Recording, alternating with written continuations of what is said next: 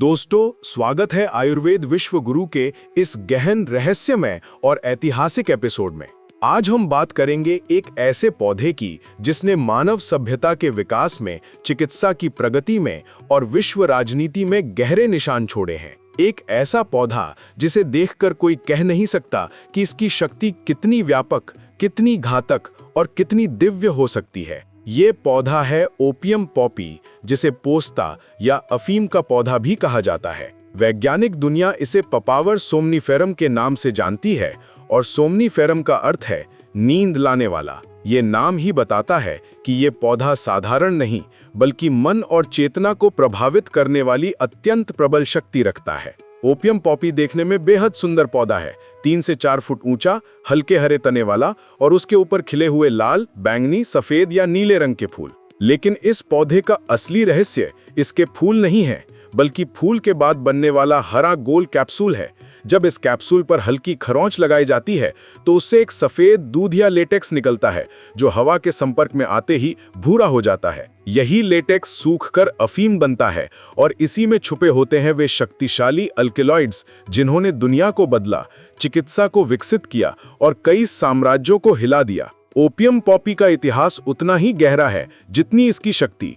3400 वर्ष पूर्व मेसोपोटामिया में सुमेरियन सभ्यता इसे मुक्ति का पौधा कहती थी। मिस्र के फिरौन इसे राजसी औषधि के रूप में प्रयोग करते थे। ग्रीक वैद्य हिप्पोक्रेट्स इसे दर्द और अनिद्रा की सर्वोत्तम प्राकृतिक दवा मानते थे।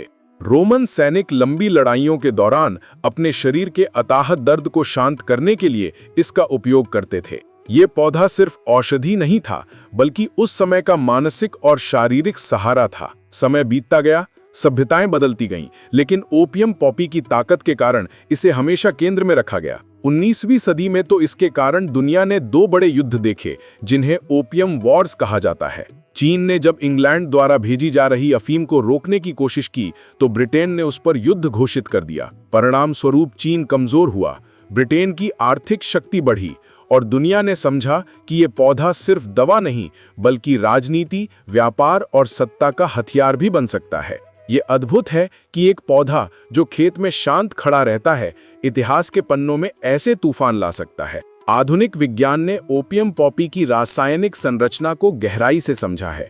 इसके भीतर पाए जाते हैं मॉर्फिन, कोडीन जैसे 20 से भी अधिक प्राकृतिक अल्केलॉइड्स। मॉर्फिन दुनिया का सबसे शक्तिशाली प्राकृतिक दर्दनाशक माना जाता है। कोडीन खांसी और दर्द के उपचार में उपयोगी होती है।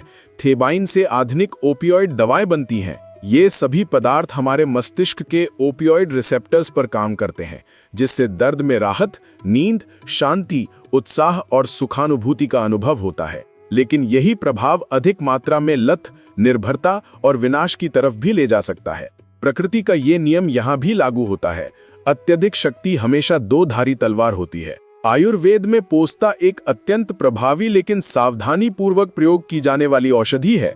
इसे औषधि रूप में हजारों वर्षों से दर्द, अनिद्रा, व्याकुलता, दस्त, दुर्बलता और शोष जैसी स्थितियों में उपयोग किया जाता रहा है। आयुर्वेद इसे विश्व द्रव्य कहता है, अर्थात गलत मात्रा में लिया जाए तो नुकसान, लेकिन उचित मात्रा में अमृत संप्रभाव। आयुर्वेदिक ग्रंथों में इसका रस तिक्त और कषाय, गुण गुरु, वीर्य शीत और प्रभाव निद्रा कारक बताया गया है।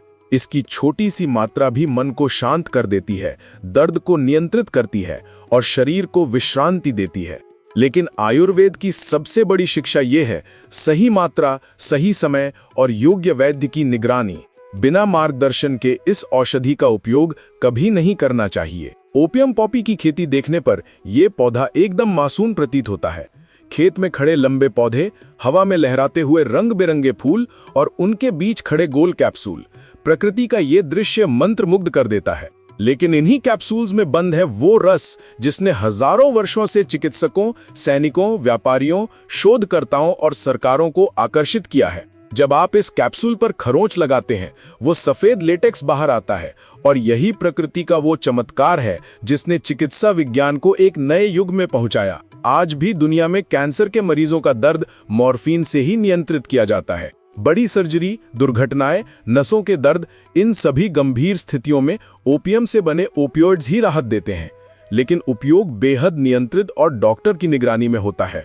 भारत दुनिया के उन कुछ देशों में से है जहां कानूनी रूप से अफीम की खेती की जाती है और ये परंपरा हजारों साल पुरानी है। धार्मिक और आध्यात्मिक परंपराओं में भी पोस्ता का उल्लेख मिलता है। कई संस्कृतियों में इसे शांति और नींद का प्रतीक माना गया है। तिब्बती ग्रंथों में इसे मन की अशांति को दूर करने वाला पौधा कहा गया है। लेकिन योग परंपरा हमें सिखाती है कि मानसिक शांति का सर्वोत्तम स्रोत भीतर है, किसी बाहरी पदार्थ में नहीं। ओपियम पॉपी हमें ये अद्भुत संदेश देता है कि प्रकृति ने हमें अत्यंत शक्तिशाली चीजें दी हैं, लेकिन उनका उपयोग सद्बुद्धि और संयम से करना ही धर्म है। सही दिशा में ये पौधा अमृत है, गलत दिशा में विष। ये पौधा हमें अनुशासन, संतुलन और विवेक की शिक्षा देता है। दोस्तों, ये था ओपियम पॉपी का इतिहास, विज्ञान, रहस्य और आयुर्वेदिक महत्व। आशा है ये गहन यात्रा आपको पसंद आई होगी। अगर आपको ये दिव्य, प्राचीन और मूल्यवान ज्ञान अच्छा लगा हो तो आयुर्वेद विश्वगुरु चैनल को लाइक करें, शेयर करें, सब्सक्राइब करें और हाँ, हाइप करना ना भूलें। हम फिर मिलेंगे एक नए रहस्य, एक नई आयुर्वेदिक खोज और एक नई चेतनात्मक यात्रा के साथ। धन्यवाद।